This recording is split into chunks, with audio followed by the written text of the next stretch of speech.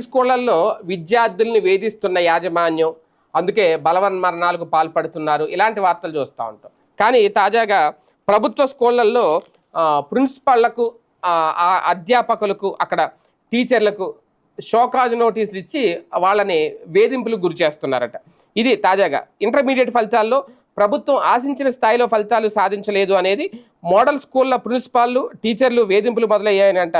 మొత్తం 55 AP model schools ప్రిన్సిపాల్తో పాటు వాటిలో పనిచేస్తున్న టీచర్లకు ప్రభుత్వం తాజాగా షోకాజ్ నోటీసులు ఇచ్చింది. దీంతో ఉపాధ్యాయ వర్గాల్లో కలకలం రేగింది. రాష్ట్రంలో 164 ఏపీ మోడల్ స్కూళ్ళు ఉన్నాయి. 163 స్కూళ్లలో ఇంటర్మీడియట్ ఉంది.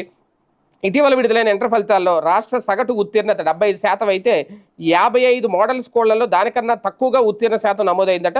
ప్రిన్సిపాల్లు, సబ్జెక్ట్ టీచర్లకు విద్యా సమీక్షా సమావేశాలు నిర్వహించి దిశానిర్దేశం చేసిన 55 పాఠశాలలు 70% కంటే తక్కువగా ఉత్తీర్ణ శాతం సాధించడం ఏంటి? దీనిపై